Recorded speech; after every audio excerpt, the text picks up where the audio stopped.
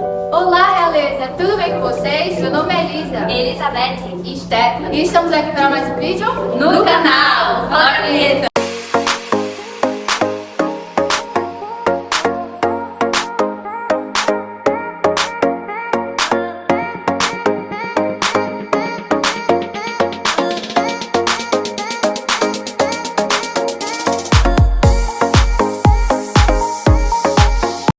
No vídeo de hoje iremos falar sobre missões.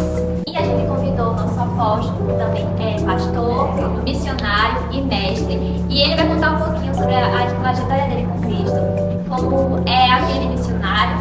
Então, seja bem-vindo, apóstolo. Estamos agradecidas pelo convite, por ter aceitado, né, o convite da gente. E é isso, a gente é muito grata e a gente quer saber como foi o seu encontro com Cristo. Em nome de Jesus, é um prazer estar aqui, né, com as meninas. Então, eu conheci Jesus com 15 anos de idade, né, hoje eu tenho 42, tá certo? Então, você não pode ter desculpa que, eu sou jovem, ainda não servi Jesus. Eu conheci Jesus com 15 anos, tá certo? Servi ele até hoje. Então, conheci minha esposa na igreja, casei na igreja, me guardei para o casamento, que nós chamamos de celibato. Então, casei em celibato, né, me guardando para minha esposa, tenho hoje 2 filhos. Então, assim, se você realmente entrega a sua vida a Jesus e decide por Ele, tá certo? Então, não tem fogo da juventude que consiga apagar você, porque o fogo de Deus é maior, sabe? É desse jeito. Amém. Segunda pergunta. Conte como surgiu a direção de abrir o MIC e os desafios do início. O Ministério Nacional Consciência Cristã, MIC, né? Ou Consciência Cristã. Eu fui guiado por Deus para começar esse ministério, eu tinha, eu acho que aproximadamente 27 anos, se não falha a minha memória. Então, não tive nenhuma visão, não passou longe de uma sarça ardente, nem apareceu uma voz extraordinária, nada. Né? O que aconteceu é que eu estava vivendo uma realidade da minha vida, onde, pautado na palavra, pautado no que Deus tem para Ceará-Mirim, para a nossa cidade, né? A minha liderança teve uma direção diferente da que Deus tinha dado para mim quando eu comecei a pastorear aquela igreja na minha cidade. Então, Deus mandou para mim ganhar a minha cidade, trazer a palavra da fé para a minha cidade, e aquela liderança queria me tirar daqui. Então, quando a vontade do homem interviu na vontade de Deus, eu tive que decidir se eu ia ficar com a vontade do homem ou com a vontade de Deus. Então, naquele momento, eu entrei em um processo de oração, e nesses 20 dias de oração, Deus nos direcionou, deu a logo do ministério, que foi eu que criei a logo. Então Deus deu a logo, Deus deu o nome, Deus deu as direções, e nós começamos. Como eu sou apóstolo e quando eu comecei o meu ministério, eu já tinha consciência do chamado, então para mim foi normal, não teve nada assim difícil. E o senhor, como um fundador do ministério, que é mestre, que é pastor, vai nos explicar um pouco da visão do nosso ministério. E antes de eu falar da visão, você pode dizer, esse é um pastor mesmo que está aí nesse vlog, dessa menina, com essa roupa, com esse colado cheio de roupa, né? Porque eu estava vendo a saia, né? A saia de baixo. Então nós estamos em um grupo de missões, aqui atrás você dá para ver o fundo, né, que é Samoa, que é uma ilha lá, Oceania, tá certo? Ela sofreu independência da Nova Zelândia e é um país denominado cristão, não só pela quantidade, mas lá na Constituição, tá certo? Então hoje no culto de missões nós estamos em Festa das Nações, então tem vários países aqui presentes. Brasil, Malawi, Estados Unidos, Guiné-Bissau, Cabo Verde, Angola, Portugal, a Índia também está por aqui, São Tomé e Príncipe, claro, aqui, Samoa, e eu estou honrando o irmão Ina, missionário da Jucum de Recife, que me deu esse colar que é de Samoa mesmo, de verdade. E essa camisa eu não comprei no shopping, é de Samoa, que ele me deu, era dele, ele me deu, tá certo? Então eu estou a caráter de Samoa. E eu também vim, né? Ó, aqui essa onda está aqui muçulmana. Essa aqui hoje é o lado das Europa aí. E a cada ali veio de algum país africano da classe rica. Então assim, o Ministério Nacional Consciência Cristã é um ministério que tem 6 pilares. Né? Então, em toda a nossa vivência nós trabalhamos. O primeiro pilar, que é a palavra de Deus. O segundo pilar que nós trabalhamos no nosso ministério é a visão celular. O terceiro pilar é a família, né? Aí o quarto pilar vem ações sociais. Aí nós temos missões, né? Primeiro missões. Missões, ação social e unidade da igreja, tá certo? Então nós trabalhamos isso. Em todos os nossos eventos, tudo que nós fazemos, o foco é a palavra de Deus, as células, A família, porque é a base da sociedade, uma sociedade forte tem que ter famílias fortes. Nós trabalhamos missões, nós ajudamos o próximo, tá certo? Ação social, e nós acreditamos na unidade da igreja. O que é isso, apóstolo? Nós cremos que espiritualmente, independente das denominações, nós somos um, tá certo? Então, se você é de uma outra igreja e você não é consciência cristã, mas espiritualmente eu sou seu irmão e você é meu irmão. Se você nasceu de novo, né? Se você nasceu de novo, você não é meu irmão, não. Mas se você nasceu de novo, independente da sua igreja, você é meu irmão em Cristo e eu sou seu irmão em Cristo. Então nós temos uma unidade espiritual. Então, dentro dessas 6 pilares do ministério, nós também temos a igreja em célula, que tem também todos os seus pilares, né? O ganhar, o consolidar, o discipular, o enviar. Você pode chegar na igreja e ver um leão, ver um touro, ver a face de um homem, ver uma águia voando. Que negócio é isso nessa igreja? Lá em Apocalipse, como em Ezequiel, existe a face do ser vivente, que eram querubins, e que tinham essas 4 faces, simbolizando as características de Deus na sua criação, né? O poder, a força, a sabedoria e a velocidade, tá certo? Então nós cremos que temos que ganhar vidas com a coragem do leão e devemos cuidar das vidas no poder e na força do touro selvagem, não é nem qualquer touro, é o touro forte mesmo. E ensinar as pessoas com a sabedoria do homem interior e enviar elas para fazer a mesma coisa com outros na velocidade da água, tá certo? E dentro da visão aí tem muita coisa. Na nossa congregação nós temos escola para juniores, escola de líderes, centro de ensino, centro de treinamento, escola de missões, né? Atualmente estamos implantando uma igreja em Moçambique por dificuldades burocráticas, né? Nós vamos estabelecer primeiro uma associação lá para depois estabelecer uma igreja física, né, em registro, porque espiritualmente já existe. Então essa é a realidade, é muita coisa, mas nós temos tudo isso, né? Falando um pouco sobre missões, né, seu missionário, a gente quer saber como surgiu e quando surgiu esse desejo de missões e por que o senhor escolheu a África. Com 17 anos de idade, o Senhor me chamou para a África, né? Ai, pastor, foi um fogo, Jesus apareceu materializado? Não, certo? É chamado na Bíblia de testemunho interior. E tem um outro que a Bíblia chama de consciência, que é quando o seu espírito recebe a informação de Deus e o seu espírito fala para você. Você ouve uma voz interior que diz tanto que você está certo, que você está errado. Existe a consciência humana, que é a sua cabeça, e existe a consciência espiritual que vem do seu interior. Então, e fora que não só através do testemunho interior, como através da consciência, mas Deus usou também muitas pessoas. Cada ciclo de oração que eu ia, tinha alguém profetizando que Deus ia me levar para nações, né? E Deus falava com muitas pessoas, mas Ele falou para mim, né? E Ele me chamou para a África. E eu fui para Deus e sabia que na África tinha na época 53 países, agora são 54, também estou mais um, glória a Deus. Mas eu perguntei para Deus, Deus, são 53. Qual é o país que o Senhor quer que eu vá? Né? E Deus me respondeu, e é o que eu falo na igreja aí, todo mundo já sabe, mas você pode saber do outro lado você. Então Deus disse que me chamou para todo o continente. Então o meu desafio, com 17 anos de idade, sem ter uma roupa que prestasse para vestir, sem ter um sapato que prestasse, uma meia furada, sapato furado, não tinha nem dinheiro para andar de trem, que era 50 centavos na época. Deus me chamou para ir para a África, então realmente quem ouviu falar que ia, achava que estava doido, né? Porém, eu creio no chamado de Deus, tá certo? Eu fiz a minha primeira viagem missionária à África em 2010, em 2011 eu fiz a segunda viagem, em 2012 eu fui morar, esse homem é doido mesmo, né? Eu fui morar com uma família em um país que eu nem conhecia, né? Nem casa tinha para alugar, cheguei lá, aluguei quando cheguei. Então fui morar e morei nesse país chamado Cabo Verde, no norte da África, o único arquipélago da janela 1040. Nós moramos lá por 6 anos, né? Então fizemos um trabalho maravilhoso para o Senhor, muitas vidas foram transformadas. Regressamos para o Brasil por necessidade ministerial, não por direção de Deus, no sentido assim, Deus queria eu no Brasil, não, tá certo? Porém Deus, eu ia para um outro país e houve uma necessidade ministerial aqui no Brasil. Então eu disse, Deus, mas o Senhor mandou ir para São Tomé e eu tenho que ir para o Brasil, como é que eu vou fazer esse negócio?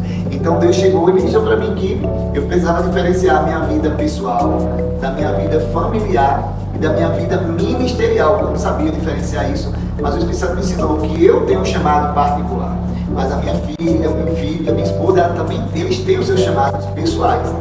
E eu fui para Moçambique, né? Fui para Moçambique agora, esse ano, e passei 6 meses lá, implantando a igreja, voltei. Já fui também para São Tomé e Príncipe, fui lá 2 viagens missionárias, São Tomé e Príncipe. Essa viagem para Moçambique foi a sexta, né? Porque eu fui a Moçambique, fui a África do Sul e ao Malau. Então agora já fui, ó, a 5 países, tá contando aí, ó, só falta 49, tá certo? Quando eu fiz a história da escola de líder, eu descobri o meu chamado. Aos 17 anos eu fui chamado para missões e para África, né? Na escola de líder, quando eu li sobre o apóstolo, assim, tá aqui o meu dom. Todas as minhas características, eu sou isso, né? Porque o apóstolo, ele é missionário, né? Todo apóstolo é missionário, mas todo missionário não é apóstolo. Como é a vida de um missionário? Depende da igreja e do dinheiro. A vida do missionário depende da igreja e do dinheiro. Como assim, pastor? Se você é de uma igreja grande, que alguém já sofreu lá no começo para implantar missões na igreja, e hoje você já está colhendo o fruto do penoso trabalho do missionário lá no começo, então a sua vida está muito boa, tem muito dinheiro. Existe igreja aí que envia missionário para fora do país e eles têm uma casa boa, um carro ótimo, dinheiro para fazer projetos extraordinários, né? Porque a igreja tem muito dinheiro e muitas vezes nem no Brasil tem muitos projetos. Então, quando envia para missões, todo aquele dinheiro é enviado e direcionado para aquilo ali. Porém, como no Brasil a maioria não é rico, então a maioria dos missionários também não. Então, a realidade mesmo é que a maioria dos missionários, eles sofrem muito. A maioria, não é a minoria, é a maioria. Tá certo que os missionários americanos, os missionários europeus, os missionários da Coreia do Sul, são missionários e a maioria deles são bem cuidados pelas suas igrejas. Porém, infelizmente, na nação brasileira, nós não temos uma cultura boa de cuidado missionário. A maioria dos missionários que são enviados do Brasil muitas vezes sofrem. Eu mesmo vi muitos missionários sofrendo. E o Senhor apóstolo sofreu. O que eu passei eu não chamo de sofrimento, porque Deus sempre cuidou da gente, né? Deus nunca deixou faltar, nunca passei fome, eu nunca dormi sem comer, eu nunca não tive dinheiro para poder ajudar alguém. Então Deus sempre supriu, porque eu aprendi a palavra da fé. Então eu creio, eu confesso, eu falo e as coisas acontecem. Para mim não foi sofrimento, porque eu sabia que Deus estava comigo, então não era sofrimento. Para a próxima pergunta, né, que o senhor falar, a primeira experiência que eu teve como missionário, que é uma situação engraçada. Quando eu fui em 2010 para missões, a nossa igreja começou em 2007, no dia 22 de julho de 2007, nasceu a Consciência Cristã. E em 2010, em janeiro de 2010, eu fiz a minha primeira viagem missionária. Então a igreja estava novinha, com uma criança de 3 anos aproximadamente, tem 3 anos, ninguém ia contar só em julho. Então era 2 anos e pouco que o ministério tinha nascido. E eu estava viajando para Cabo Verde, meus amados. E eu ia com outra pessoa que era cabo-verdiana. Passaporte, não tinha. Para a data que eu ia viajar, não tinha como tirar. Eu ia viajar em janeiro, fui tirar o passaporte quando? Dezembro, o menino sabia, espécie, meu Deus. Então o que acontece? Então Deus me deu sabedoria, né? O rapaz tinha um problema com dependência de drogas e o pai disse que ele só era para ir se eu fosse. Então eu fui na casa de recuperação que ele estava, me deram uma declaração que realmente ele tinha problema com droga. O ministério fez uma declaração que eu estava acompanhando ele, além de ir como missionário. Juntei esses 2 documentos, fui à Polícia Federal e saí de lá com o meu passaporte. Claro, né? Cheguei na igreja, o milagre, deu milagre, ok. E agora, cadê o dinheiro de viajar? Não tinha esse dinheiro, né? Então, o voo era Fortaleza, Cabo Verde, eu não tinha dinheiro. Aí uma amiga do rapaz chegou e deu dinheiro para comprar a minha passagem e a dele para Fortaleza. Então quando eu fui comprar, né, claro que o diabo tinha que dizer alguma coisa. Então Satanás começou a colocar na minha mente: você vai comprar a passagem, você não vai voar, você vai passar vergonha. Aí começou a vir essa loucura que o diabo coloca na nossa cabeça. Eu fui para a rodoviária, comprei a minha passagem, comprei a passagem do rapaz sem nem ter o dinheiro de viajar. E porque você que está do outro lado não sabe, não existia vaga no avião. No dia que eu viajei para Fortaleza, 5 horas da manhã da rodoviária de Natal, de meia-noite, estava eu e a minha esposa comprando a moeda do valor da passagem. A passagem continuava o mesmo valor, mas a minha faltava R$60. E Deus é tão maravilhoso, e não tinha vaga porque estava tendo um festival de dança e teatro em Cabo Verde e o avião estava lotado de artistas, né? Então não tinha vaga mesmo. Mas Deus é maravilhoso e Deus usou a lei ao meu favor, né? Deus usou a lei ao meu favor. Tinha 2 jovens que não tinham autorização dos pais legítimos, né? Então não puderam embarcar, então apareceu 2 vagas, né? Uma pessoa que estava traficando droga foi preso no aeroporto, então apareceu a 3ª vaga. E havia no avião um mecânico da empresa, então ele cedeu o lugar na nave do avião para ir para o cockpit, que é um lugar próximo ao piloto, tá certo? Então apareceu as 4 vagas e eu viajei para Cabo Verde pela primeira vez. Ó, meu Deus, cheguei lá sem nem um centavo no bolso, sem nem um centavo, se fosse para comer, nada. E a gente quer saber se você pode citar algumas estratégias trabalhadas no nosso ministério em relação aos projetos missionários. Nós já fizemos carnê, né, que eu vou até ativar novamente, mas agora nós usamos a lanchonete da igreja, que todo o benefício era para a própria igreja. Então, para incentivar as pessoas a plantar em missões, nós direcionamos a lanchonete da igreja para missões. Então as pessoas da igreja ofertam, elas doam, as outras compram e dessa forma nós temos arrecadado dinheiro para missões. E nós agora estamos com 2 projetos. Um é Adote uma Família, nós estamos abençoando 18 famílias com R$90 por mês. E o projeto Fortaleça a Liderança, que eram 3 líderes, mas agora só são 2 líderes, né? E um missionário que está numa base da Jocum lá em Moçambique, que dá um valor de R$800. Se você que está do outro lado aí, possa orar pelos cristãos em Moçambique e por Moçambique inteiro, porque aquelas pessoas que trabalham no campo, os pobres, é período de fome. Agora é janeiro, fevereiro e março, porque não há comida mesmo. Se eu passei lá, um período que não era fome e as pessoas não comiam, não tomavam café da manhã direito, não almoçavam direito, alguns comiam uma vez por dia. Agora do outro lado, quiser contribuir também, a gente agradece. Quiser nos conhecer aqui, também a gente agradece, mostramos um projeto para você. Nós realmente implantamos e abençoamos missões. Qual o conselho que o senhor daria para um jovem que sonha em fazer missões pelo mundo, mas que naturalmente é impossível, né? É igual a minha história. Igual A história parece com a minha. Primeira coisa, não deixe de sonhar. Primeira coisa, mas não estou falando de sonho, de você dormir, sonhar não. Estou falando de você acreditar naquilo que Deus colocou no seu coração, tá certo? A Bíblia diz que aquele que chama é o mesmo que capacita e é o mesmo que supre. Então, mas Deus ele quer ver a tua atitude. Deus ele quer ver a sua posição, né? Deus mandou Josué destruir Jericó. Como é que ia destruir? Chegando lá, poderoso, Deus está mandando, vai cair a barreira e entrei e triunfei. Não. Deus disse, olha cara, você vai passar 7 dias girando ao redor dessa muralha, gritando. Agora imagine, você durante 7 dias, gritando. Aí Deus disse, no 7º dia tem que dar 7 voltas. Então deu 1 em cada dia, e no 7º dia deu 7. Então total foi aproximadamente 13 voltas. E esse povo era gritando o tempo todo. Como é que vai derrubar essa muralha no grito? A questão não é que o grito ia derrubar a muralha. A questão é que quando você acredita no que Deus fala para você, e você persiste, aí Deus vai dizer, você acreditou, agora eu honro você. E o que acontece? Quando eles deram a 13ª volta, e eles gritaram, Deus agiu e toda a muralha caiu. E como eles estavam girando ao redor da muralha, então eles estavam ao redor de toda a cidade e puderam invadir o reinado de todos os lados, porque a cidade estava sofrendo durante 7 dias o que? Um estado de sítio. Então Deus fez a cidade passar pelo estado de sítio, Deus fez o povo ficar apavorado, com fome, sem água, durante 7 dias. Então foi uma derrota total e uma vitória plena para o povo de Israel. Então você precisa entender que se você confia em Deus como eu confiei, e já cheguei a 5 países, e vou ir aos outros 49 que faltam, né? Então assim, é só você crer. Você precisa crer, porque não havia possibilidade de eu ir, mas eu fui. Então se o Deus que me levou, não tenho dúvida, que é o mesmo que te chamou, então ele vai fazer a mesma coisa. Agora, depende de quem? De você tem que crer. E se você não crê muito bem, vem fazer a nossa escola aqui que você vai aprender a crer, tá certo?